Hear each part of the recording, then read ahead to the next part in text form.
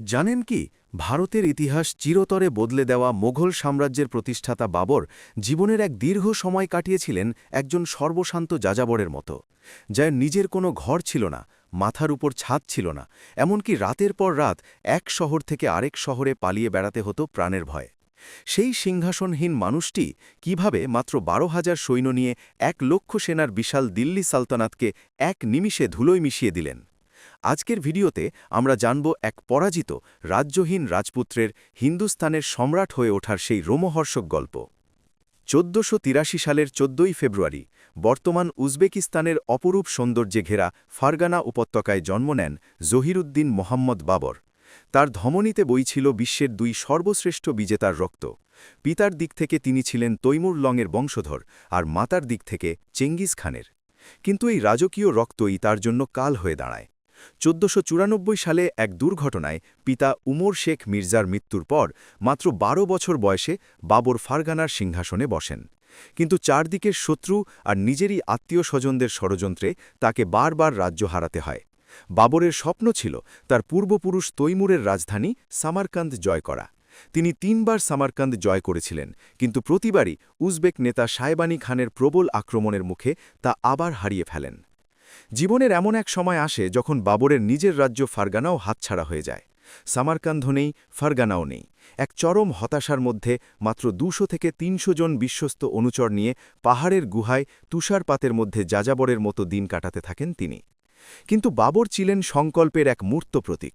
বারবার পরাজয় তাকে মানসিকভাবে ভেঙে দেয়নি, বরং তাকে করে তুলেছিল এক ক্ষুরোধর এবং অদম্য যোদ্ধা। তিনি বুঝতে পেরেছিলেন মধ্য এশিয়ায় উজবেকদের হারিয়ে টিকে থাকা কঠিন। তাই তিনি তার দৃষ্টি ঘোরালেন অন্যদিকে। ১৫০৪ সালে এক ঝটকিয়া অভিযানে তিনি আফগানিস্তানের কাবুল দখল করেন, আর এই কাবুল থেকেই তিনি প্রথম ভারতের বিপুল ধন সম্পদের কথা জানতে পারেন। সময়টা ১৫২৬ সাল। ভারতের বুকে তখন ইব্রাহিম লোদির শাসন। লোদির অত্যাচারে অতিষ্ঠ হয়ে পাঞ্জাবের গভর্নর দৌলত খান লোদি বাবরকে ভারত আক্রমণের আমন্ত্রণ জানান। বাবর এই সুযোগেরই অপেক্ষায় ছিলেন। ২১শে এপ্রিল ১৫২৬, পানিপথের প্রান্তর।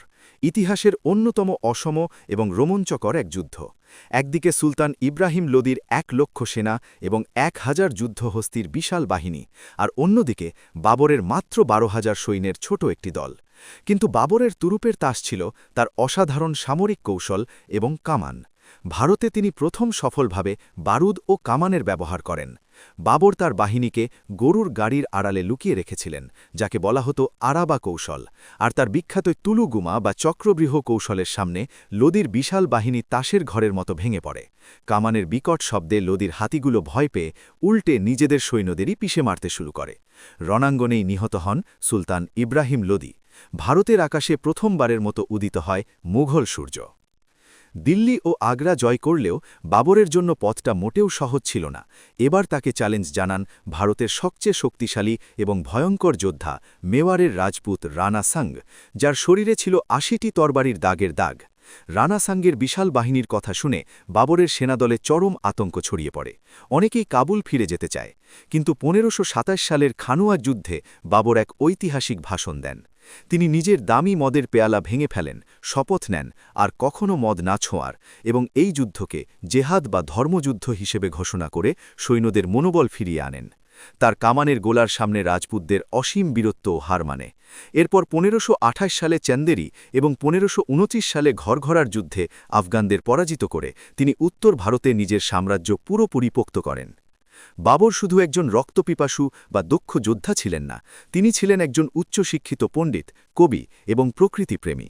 তার আত্মজীবনী তুজুক-ই-বাবরি বা বাবরনামা পৃথিবীর ইতিহাসের অন্যতম শ্রেষ্ঠ এবং সৎ আত্মজীবনী হিসেবে পরিচিত। সেখানে তিনি নিজের জয়, পরাজয়, কান্না, দুর্বলতা সবকিছু অকপটে স্বীকার করেছেন। ভারতের গরম এবং ধুলোবালি তার পছন্দ ছিল না। তিনি খুব মিস করতেন তার জন্মভূমির শীতল হাওয়া এবং রসালো তরমুজকে। এই শূন্যতা পূরণের জন্যই তিনি ভারতে ৪ বাগ পদ্ধতির সুন্দর জ্যামিতিক উদ্যান বা বাগানের সূচনা করেন, যার প্রথম নিদর্শন আগ্রার আরামবাগ। ১৫৩০ সাল। বাবরের বয়স তখন মাত্র ৪৭ বছর। তার প্রিয় পুত্র হুমায়ুন এক অজানা এবং দুরারোগ্য ব্যাধিতে আক্রান্ত হন। চিকিৎসকরা যখন হাল ছেড়ে দেন, তখন বাবর এক আধ্যাত্মিক পথ বেছে নেন।